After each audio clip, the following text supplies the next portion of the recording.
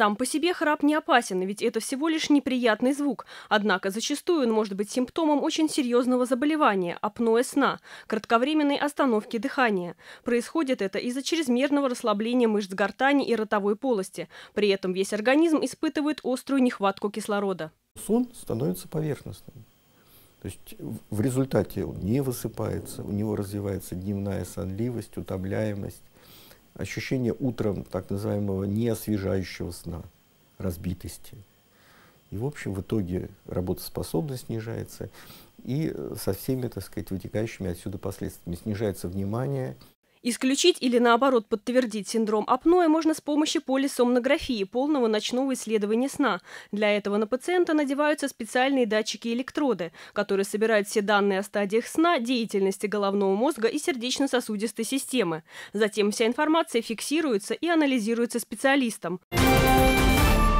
Известно, что храп опасен именно из-за апноэ, то есть периодических остановок дыхания. Но не все осознают глубину этой проблемы. Вот сейчас мы посчитаем. В среднем одно апноэ продолжается где-то секунд 30.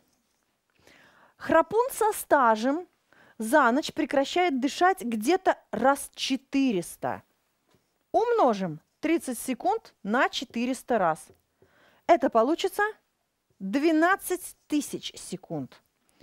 В часе у нас 3600, это 3,5 часа приблизительно. Представляете? 3 часа не дышать.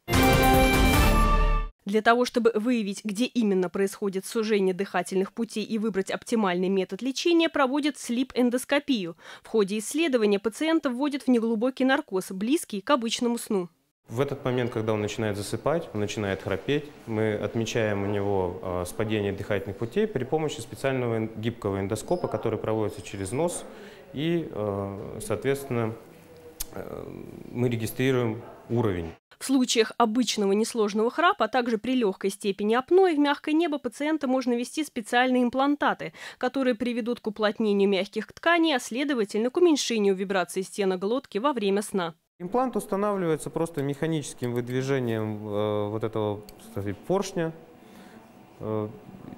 Иголочка вводится в толщу мягкого неба, и затем при помощи выдвижения этого поршня двумя кликами, так называемыми, имплант вводится в мягкое небо. Как правило, процедура имплантации проводится амбулаторно. Однако, если у пациента помимо храпа есть жалобы на затрудненное носовое дыхание, то установку имплантатов совместят с операцией по исправлению перегородки носа.